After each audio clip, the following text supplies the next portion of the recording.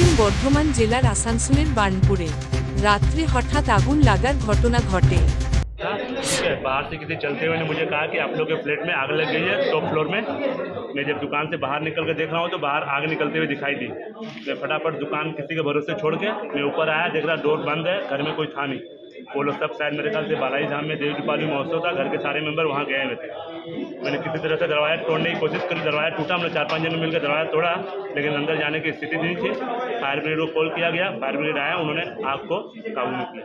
देखा जा रहा है ये मतलब क्या चीज़ का कारण ये आग लगा? सर बता नहीं पाऊंगा, समझ में नहीं आया, पता ही नहीं चला। ये मुकेश अग्रवाल जी का घर। कितने घर में, कितने फ्लैट में? क्या बोले सर? कितने मकान में आग लगी? सर एक ही फ्लैट में सर।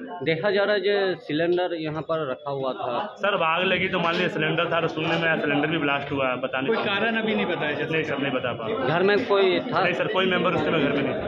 ये ऊपर वाले की कृपा है कि घर के सारे मेंबर मंदिर में गए हुए थे देव दीपावली महोत्सव के लिए। ये बहुत बड़ी मतलब हमारे फ्लैट के लिए बोलिए या घर के मेंबर के लिए बोले, बहुत खुश मतलब खुश की बात। कितने बजे आग लगी है?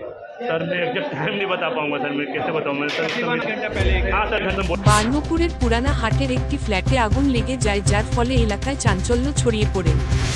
প্রত্যক্ষদর্শীরা জানান যে হঠাৎ একটি বিকট শব্দ হয়, তারা এসে দেখেন যে ফ্ল্যাটে আগুন জ্বলছে। তাদের অনুমান যে দেব দীপাবলি উপলক্ষে ফ্ল্যাটে থাকা লোকেরা প্রদীপ জ্বালিয়েছিলেন, তারপর তারা বাইরে বেরিয়ে গিয়েছিলেন। এরই মাঝে এই অগ্নিকাণ্ড ঘটে থাকতে পারে বা সিলিন্ডারে আগুন লাগার ফলে এই আগুন লাগার ঘটতে পারে। মেন এখন কি কারণে আগুন লেগেছে বলতে পারছি না। ওরা যারা মানে যাদের বাড়ি তারা একটা কোনো প্রোগ্রামে বাইরে গেছে, হঠাৎ করে এখানে আমরা দেখছি যে প্রচণ্ড ধোঁয়া বেরোচ্ছে এবং তার সাথে খানিকক্ষণ পরেই একটা বিরাট বিকট আওয়াজ। আমার মনে হয় গ্যাস সিলিন্ডার বাস্ট করেছে। এর থেকে এখন আমি বিশেষ কিছু জানি না। আমরা সবাই দেখছি, আমাদের ইয়ে চলে এসছে।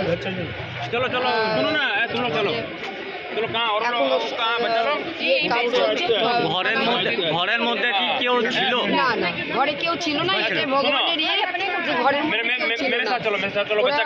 ওরা বাইরে ছিল, ওদের কোনো প্রোগ্রাম ছিল। আজকে যেহেতু কার্তিক মাসের একটা পূর্ণিমার ইয়ে ছিল, সেই পুজোতে ওরা বাইরে গেছিল আর ঘর তালাবন্ধ ছিল। আর এখনো পর্যন্ত আমি বলতে পারছি না, কারণ আমি ওপরে এখনো উঠতে পারিনি। আমাদের ঘটনার খবর পেয়ে হীরাপুর থানা পুলিশ, বার্নপুর সেল আইএসপি, কারখানার দমকল এবং আসানসোল দমকল বিভাগ থেকে একটি দমকল এসে আগুন নিয়ন্ত্রণ করে।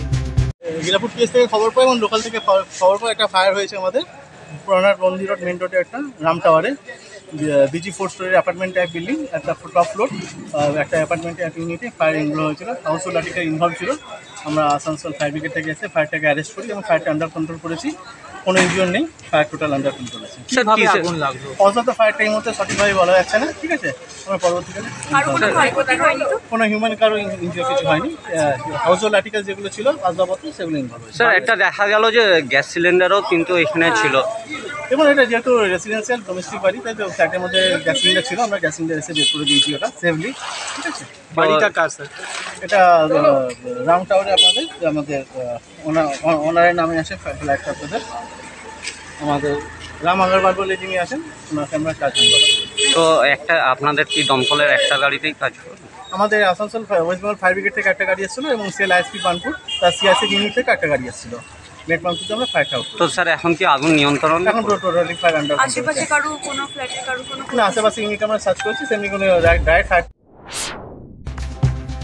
তবে ঘটনায় কোন হতাহত খবর পাওয়া যায়নি। আসানসোল থেকে প্রকাশ দাসের রিপোর্ট, জেলার বার্তা।